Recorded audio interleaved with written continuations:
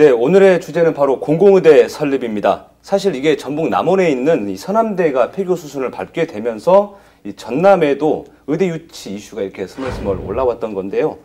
우선 서남대가 폐교 절차를 밟게 된 이유가 좀 궁금한데 왜 폐교 절차를 밟게 된 건가요? 이 서남대 같은 경우에는 이홍화 설립자의 교비 횡령 문제로 인해서 교육부가 대학의 재정 건전성을 최하위로 평가를 하면서 신입생 모집까지 영향을 준 건데요. 2018년에 신입생 100% 모집 정지라고 이렇게 처분을 내렸어요. 근데 사실상 폐교하라는 교육부의 굉장히 강경한 방침이었고요. 지역에서는 뭐 학령 인구 감소 문제로 이 대학 경쟁력에 대한 교육부의 고민이 좀 깊어지던 와중에 본보기 삼아 이례적인 결정을 교육부가 한 거다. 이런 이야기들이 좀 많았었죠. 사립대학의 아주 근본적인 어떻게 보면 폐단이 교비 횡령이죠. 교비 횡령. 그렇죠. 그래서 전라도 말로 하면 아니면 아주 속된 말로 하면 교비 삥땅 사건이죠. 그렇죠.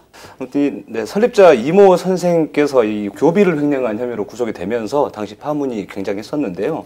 당시 횡령한 금액이 그러니까 자그마치 333억 원 정도라고 제가 들었어요. 네, 유죄를 선고받았죠, 최종. 그렇죠. 이 이사장님께서 뭐 트리플을 좀 좋아하시는지 왜 333을 꼭 맞춰서 이렇게 횡령을 하셨는지. 그 이홍화 설립자가 가지고 있던 대학이 서남대뿐만이 아니고 수도권에 있는 신경대도 있고 광양에 있는 광양보건대도 있어요. 근데 이분을 제가 이때 취재를 좀 했었었는데요. 이 검찰은 이 세 개 대학을 통틀어서 333억 원을 삥땅을 친 걸로 이렇게 보고 있습니다. 한 군데서만 330억이 아니라 나눠서 330억.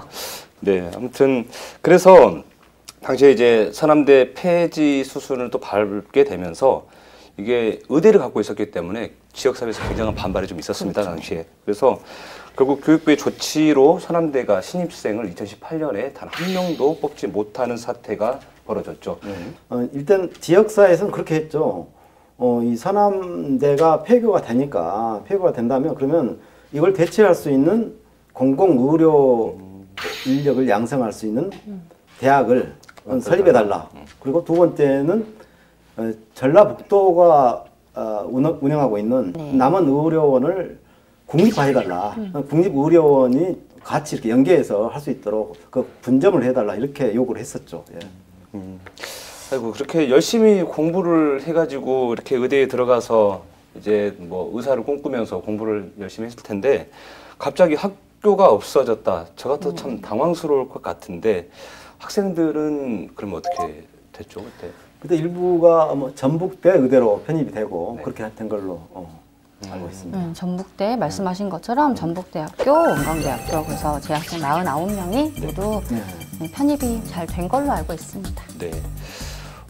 그리고 또 후속 대책들도 나왔던 걸로 알고 있어요. 정부가 당시에 이제 서남대 의대 폐지하고 관련해서 이것을 공공의료대학을 설립을 하겠다. 아까 말씀하셨던 것처럼 그런 대책을 내놨는데 이게 제대로 이행이 된 건가요?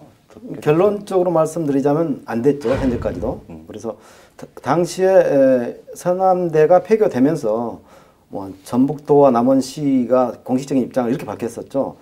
국립중앙의료원과 남원의료원을 공공의대 부속병원으로 활용하고 남원의료원을 국립화한다. 국립으로 승격시킨다. 이게 이제 기조였죠. 그래서 그 후로 민주당과 20대 국회에서 결국 법률안이 제출은 됐지만 아직 결국 논란이 너무 심했어요. 뭐 의사협회에서도 여러 가지 또 주장이 나오고 여야의 의견이 좀 일치가 안 되고 그래서 현재 재정이 안 되고 계류된 상태로 좀 남아 있는 상황입니다. 결국 서남대가 폐지 수순을 이제 밟으면서 의대 정원을 어디로 보냈느냐? 그렇죠. 49명의 의대 정원을 어디다 보낼 것인가? 네. 그래서 사실 이 서남대에 있는 정원이 이 전남으로 올 것이다라는 희망 고문 같은 그런 분위기가 좀 이 지역에서 감지가 당시에 됐었는데 그런데 이런 사학 비리 때문에 의대가 사라지고 지역 발전을 저해하는 결과를 초래했다는 점은 전북 주민들에게 굉장히 뼈아픈 일이 아닌가 생각이 듭니다. 그렇습니다.